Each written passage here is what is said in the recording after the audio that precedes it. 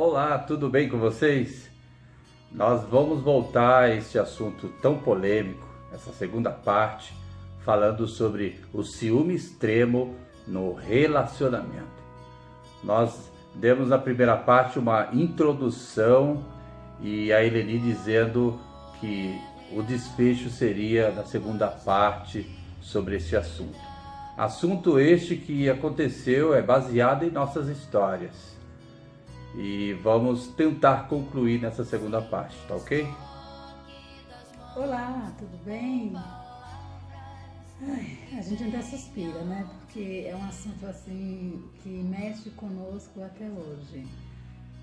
Como falamos, foi muito desgastante esse início de relacionamento, nos trouxe muita dor, muita tristeza. Eu não digo, não só para mim, que era a mais prejudicada, mas a outra pessoa também, ela sofre muito, Sim. né? Tanto de um lado como do outro, os dois sofrem. Um porque não consegue controlar esse sentimento obsessivo, esse sentimento, é, vamos dizer, tão extremo que é um sentimento tão negativo. Então ele quer se libertar disso. Então ele acaba sofrendo por não conseguir. E a outra pessoa que está sendo vítima sofre com certeza muito mais. E tudo começou, o pivô dessa história foi em um domingo, quando nós viemos de um evento. Estava tudo bem até então, né? O Flávio sempre demonstrava que era confiante e estava tudo certo. E de uma hora para outra o Flávio se transformou, ele mudou, ele era uma outra pessoa e ficou agressivo nas palavras, né? Para realmente falar como ele ficou uma pessoa diferente do que ele era, do que ele mostrava para mim no dia a dia. E eu não entendi, de uma hora para outra ele começou a imaginar, a ver coisas que não estavam existindo naquele momento e que nunca existiram. Não é assim, amor? Sim, sim. E esse sentimento de ciúme extremo, obsessivo, ele deve ser tratado como doença. E eu era um doente mesmo. Era um ciúme doentio. Eu era agressivo tanto em palavras como atitudes, a ponto de das pessoas que estavam na rua observarem. E olha, detalhe, as pessoas podem se perguntar nesse momento, mas é, vocês não são cristãos, vocês não são evangélicos?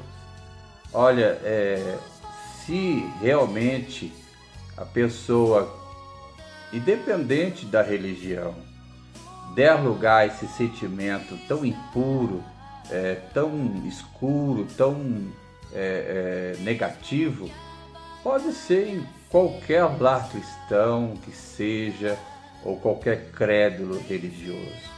E eu dei essa vazão a esse sentimento entrar dentro de mim e tomar conta de uma tal maneira que eu fiquei doente. Esse sentimento tão extremo, ele deve ser tratado realmente como uma doença. Até mesmo ele tem característica de pessoas que têm vício em drogas e álcool, que não consegue se libertar desses vícios. E o primeiro passo é, saber que tem esse sentimento tão negativo, tão obsessivo. E o segundo passo é pedir ajuda, pedir socorro. Sim, e depois desse episódio, né, eu fiquei muito ferida, fiquei muito assustada, foi assustador. Eu não esperava essa situação e depois daquele dia turbulento, eu fui para minha casa, ele foi para a casa dele, era apenas namorados e ficamos sem se falar por alguns dias porque eu não aceitava aquela situação. Foi algo assim que me assustou muito e paramos de nos falar. Ele ficou na casa dele, eu fiquei na minha casa, mas depois você sabe, né? Passaram-se os dias, ele voltou a me procurar, conversamos, houve o perdão, eu perdoei, ele se mostrou realmente arrependido e continuamos o namoro. Mas essa história voltou a repetir-se várias vezes, inúmeras vezes. Para vocês terem uma ideia, a intenção disso, cada dia que passava, ficava mais forte. O ciúmes crescia cada vez mais e as atitudes iam crescendo junto com esses ciúmes. E chegou um ponto que eu tinha até vergonha de falar com as pessoas, né? Eu tinha vergonha porque falar, né, é como meu esposo falou, nós servimos a Deus, como assim você vai falar para alguém que está passando por essa situação? Então, eu não falava para ninguém, eu ficava, nem a minha família sabe disso, muitas pessoas vão ficar sabendo a partir de agora nesse vídeo, né? Porque eu sempre fui muito reservada, eu sempre deixei, né, eu sempre tentei resolver. Então, qual foi a minha tática? A minha tática foi os joelhos, foi o momento com Deus. E ali eu comecei a orar, eu comecei a pedir a Deus com muitas súplicas, eu comecei a pedir ajuda. E nas orações eu falava a Deus, se é para eu me casar com o Flávio realmente, não pode ser dessa maneira. Porque se nós casarmos e ele com essas atitudes, certamente nosso relacionamento não vai vingar, né? E continuamos, né, eu em oração, e só parecia que as orações não tinham efeito. Sim, parecia que o que a Eleni estava pedindo a Deus, Deus não estava ouvindo. E esse sentimento obsessivo, destrutivo, ele chegou a um extremo. Porque faltando poucos dias para o nosso casamento, a família dela tinha saído lá do estado da Bahia, todos vieram para nos prestigiar e ela teve uma decisão assim que mexeu totalmente com a minha estrutura. Ela disse que terminaria naquele dia, que não dava para continuar um relacionamento que ela via que não ia ter fundamento, que poderia ter um final feliz. E ela não estava ligando que a família dela estava aqui, que ela poderia falar com seus pais, com seus familiares, com os meus familiares também.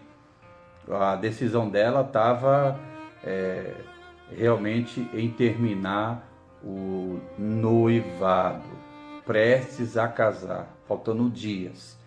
E eu me lembro muito bem que eu ajoelhei na calçada, na rua, pessoas passando de um lado para o outro sem entender o que estava acontecendo, e eu ali pedi perdão para ela, me desculpei e falei que realmente eu iria mudar. Porque se eu realmente queria ela como esposa, eu teria que mostrar isso não somente em palavras, mas em atitudes. Buscar ajuda com quem que fosse, buscar ajuda primeiramente de Deus, pedir uma libertação, entendeu? E realmente, se eu a amava, eu teria que demonstrar isso com atitude. Foi assim que eu fiz. Ela pediu um tempo e nesse tempo eu falei para ela que realmente eu ia mudar de atitude, eu não seria mais aquele Flávio ia ser sepultado, ia ser morto, não ia existir mais. E mais uma vez eu dei outra oportunidade e nos casamos. E ele continuou com ciúmes. Não é fácil realmente da pessoa se libertar. Não é fácil realmente das pessoas deixarem esse tipo de prática. Era como se fosse um vício, como ele mesmo falou, né? É algo assim muito difícil.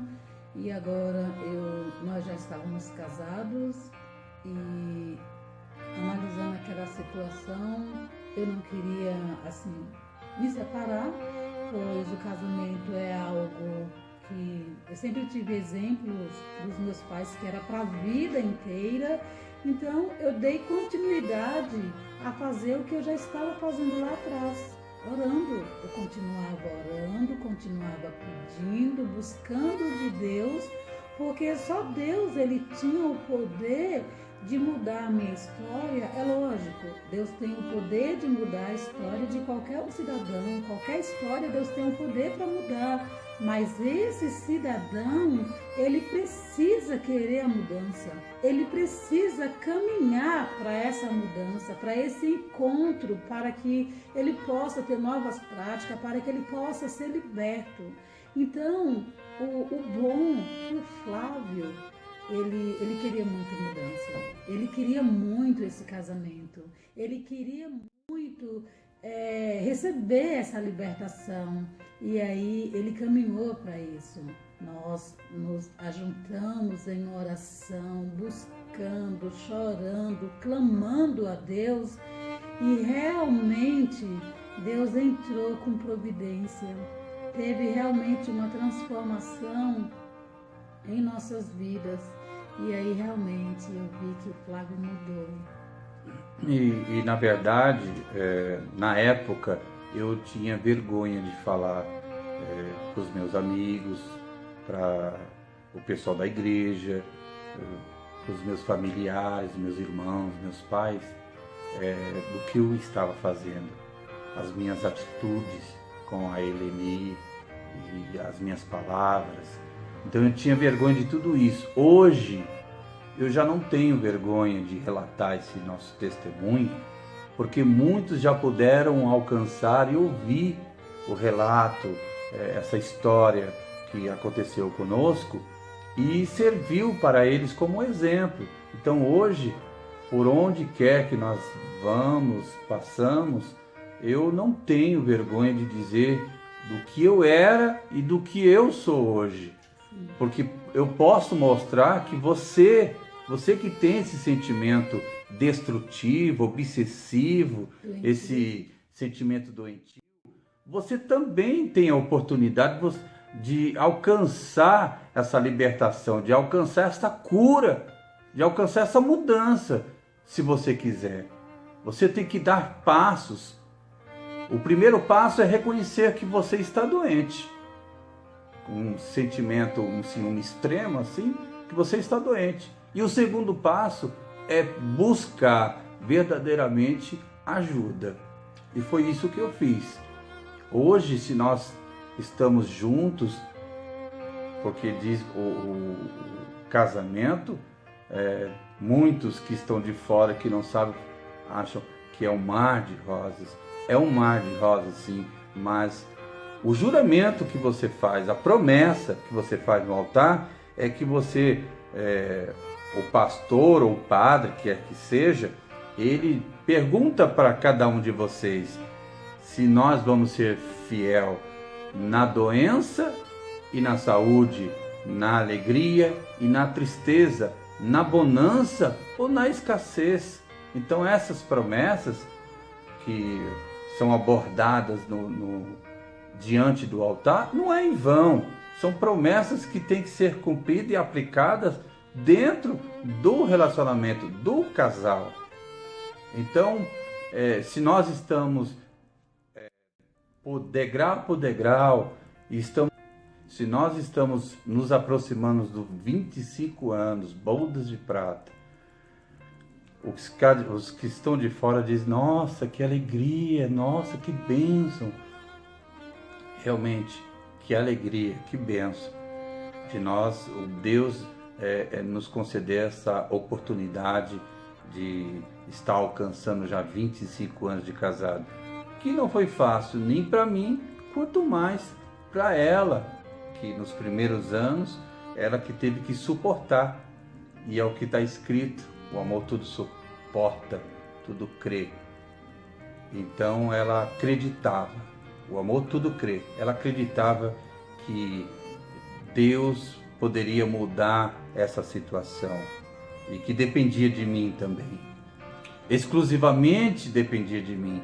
Porque como ela falou há poucos minutos atrás, que Deus ele muda sim o ser humano, o homem, a mulher, mas basta ele querer esta mudança também. E depois de tanta turbulência, depois de tanta desconfiança, depois de tantas coisas ruins, né? Depois que o Flávio deu esse passo, ficou tão bom o nosso relacionamento, né?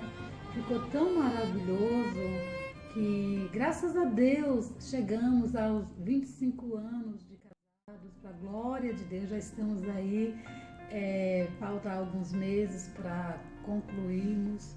Mas damos graças a Deus, né, que Deus nos deu essa oportunidade e hoje não, já faz muito tempo, né, depois que ele foi transformado, depois que ele foi liberto daquele ciúme doentio, daquele ciúme obsessivo, ele realmente é um novo homem, uma pessoa diferente e agora ficou bom, né, meu amor? Agora não ficou bom, ficou melhor. Graças a Deus. E para finalizarmos, vou falar mais uma vez o que diz lá no livro de Coríntios, no capítulo 13, o amor, tudo espera, tudo crê. Ela esperou, ela creu, ela suportou. Né? Então, graças a Deus, nós estamos aqui para relatar a nossa história de vida a você e que sirva. Sim. Passe para alguém, se você sabe que alguém está nessa situação, vivendo um relacionamento doente, um relacionamento abusivo. Passe para alguém a nossa história, porque essa história é real. E nossos amigos, as pessoas que nos conhecem, muitos vão ficar assim, não sabia que eles tinham passado por isso, porque as pessoas geralmente falavam assim, vocês são um casal perfeito, casal perfeito. Certo. Mas que não existe casal perfeito. Eles nem imaginavam o que nós passávamos, né? Então, muitos dos nossos amigos que estão aí no canal vão ficar assim, ó, meu Deus, eu não sabia disso. E nós estamos aqui para relatar, não é com tristeza não, é com alegria, para que isso sirva, né, Flávio? Para que isso sirva para outros casais que estão andando por esse caminho, para que venha, né, para um relacionamento gostoso, de confiança, e nós vamos dar continuidade, não nessa questão, mas vamos dar continuidade à sequência da vida de um casal.